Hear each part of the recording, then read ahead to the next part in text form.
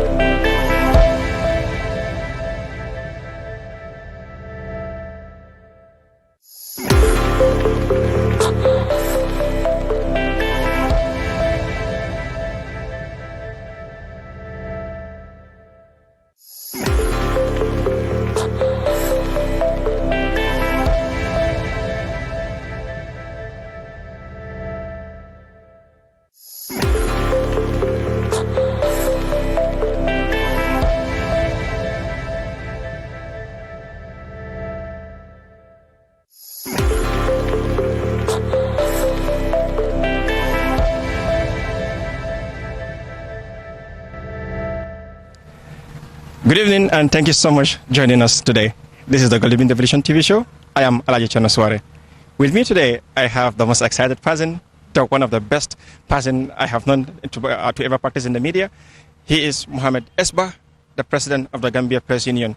Recently, he returned from history from the United States, where he benefited from the program called the IVLP, which is the International Visitors Leadership Program. We will discuss with him today on the different relationships between the Gambia and the United States. Many call it the home of the brave and land of liberty, and we have the Gambia, a developing country. Thanks to his visit, I am hopeful we will learn a lot from him, where he will share his experience with us, also interactions with other leaders that he met in this program. Remember, the IVLP program has been existing in the Gambia here through the United States Embassy in the Gambia. It's a program that trains young leaders on how to address issues affecting their country. Thanks to his media practices, thanks to his excellence in the media, Muhammad benefited from this program. To learn more about this, we will have to hear from him. But first, let's go for a short break. When we come back, we would open our discussions with Muhammad, the President, Gambia Press Union.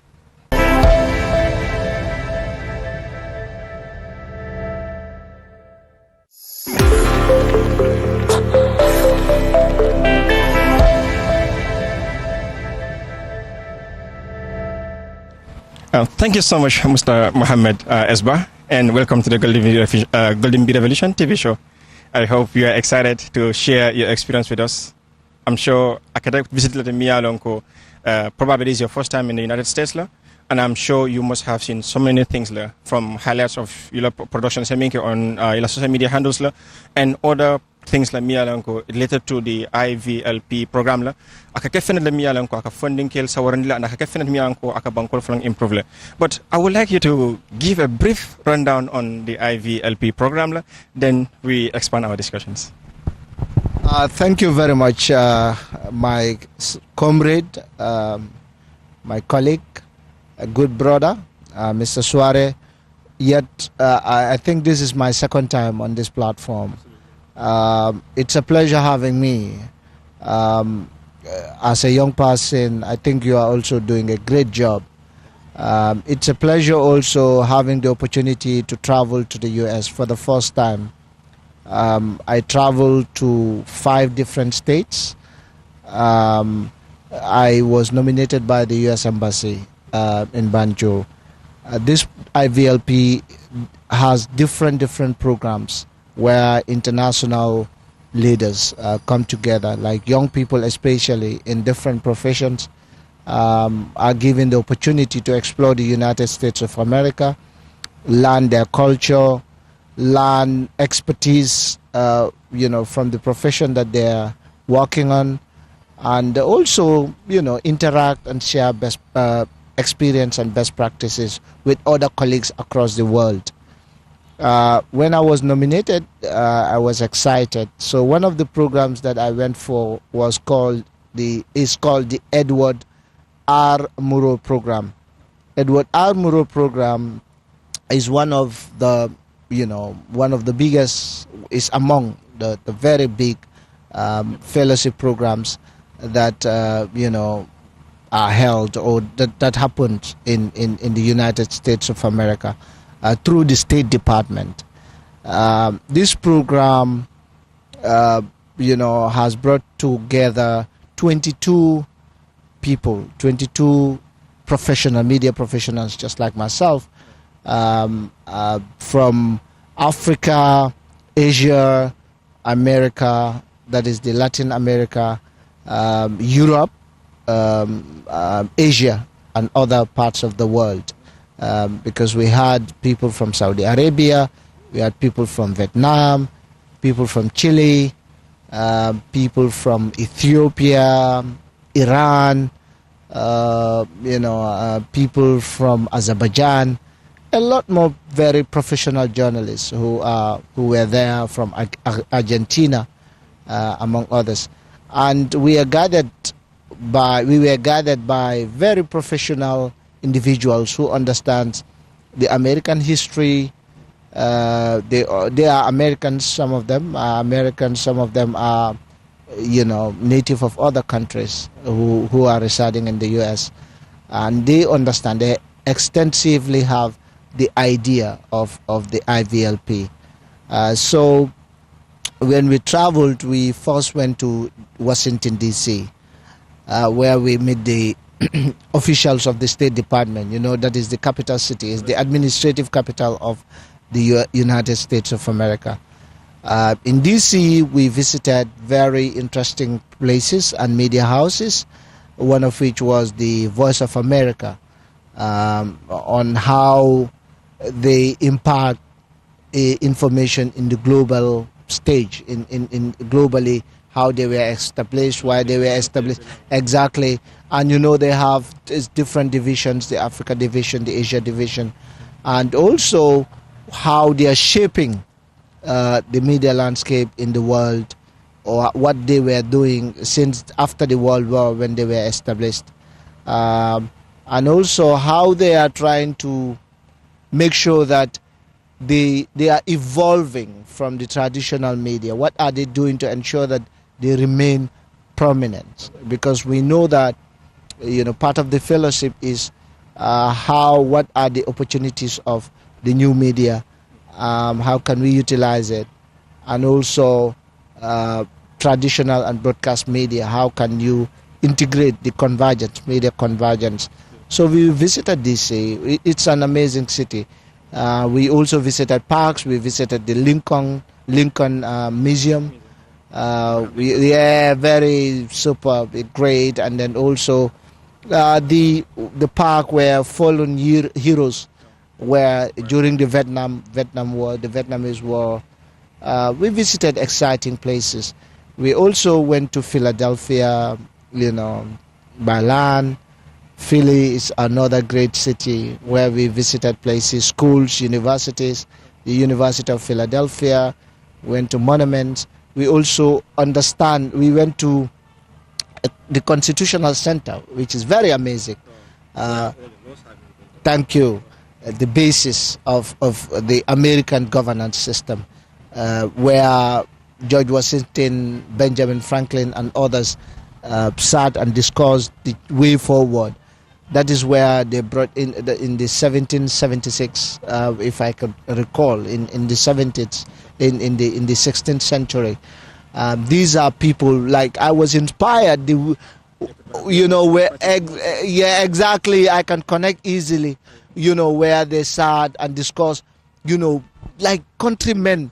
Yeah, exactly, countrymen.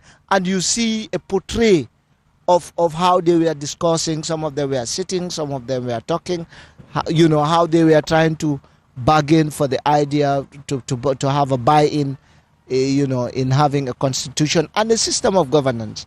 They brought the Senate, the Congress, and also the executive, the legislature, and the judiciary, and the clause of the First Amendment, which is freedom of press, allowing people to express themselves. So how they brought it, like you can see it in a live scenario, because you see, you know, exactly is there, they depicts it. And that is one thing I love about America. Their history, they make sure they give you an idea of how it happens, came about. And if you go to these places, you will see it. It is visible, it is there, and you can have a reflection of what happened. By looking at those destinations, you could also imagine Exactly, exactly. So I think that was a great inspiration. It was, you know, in university, obviously, I know the First Amendment, the Constitution of the United States, but I tend to understand it better when I went to Philadelphia in Pennsylvania. I really love that. So then we later went to Austin, Texas, very beautiful city. Yeah, you know, I love Austin. It was a great moment in Texas. You know, I used to watch movies in Texas. seeing it. Yeah, so exactly, real life. life, you know, and then the hospitality of American people, you know, mostly what you see outside sometimes is not the real facts. You know, you see the realities of Americans. They are very hospitable. Like they are good people. Like people within. They a lot of. I'm not saying they are not bad. There are no bad people. Yes, they are, because no country is perfect. But they have very nice people. People, you know, if you're in trouble, people want to help you. People are so caring. You know, people greet you. You know, sometimes if you are interacting with them, you know, and then that has changed my perception in terms of the American, you know, how the society lives. And we went to University of Texas, you know, having the idea, yeah, they were quite totally different from an environment. And then we had discussions on very important, we had some professors research, even in DC we met some professors on how media is evolving, some of the challenges that they faced and how they were able to overcome it, from transitioning from the just normal traditional media to online, using online platform, and what are some of the challenges. Yeah, yeah. It's beautiful to have heard the experience you've shared, the historical place that you visited, seeing live demonstrations, like having a sculpture of those legends will give you an open-minded to know that this is how it's probably been, unlike when it is on a sketch drawing or maybe just by narrations like we usually have in the Gambia, that could bring some contradictions in terms of history. Keeping your historical site, maintain it, is quite beautiful. It is sudden that today you go to James Island, alias James Island, called Kunta Kinte Island. You visit some other historical sites in the Gambia. Here is almost dying. Just a quick one. After passing through this and having visited to the media houses in the United States, how would you relate the two cultures between the two, if you compare the two countries in terms of their media practitioners? What are the attitudes that you think the Gambia could adopt? Because you just don't need to adopt someone, but there is a reason that you need to adopt, especially a country known as the United States that is well known in terms of media broadcasting. In fact, if you go to the history of media production, US played a great role, especially in the use of technology or advanced technology. So I would like you to share this, so to inspire young journalists to focus on ethical journalism code, and also other things that would promote media production, because in terms of democracy, media plays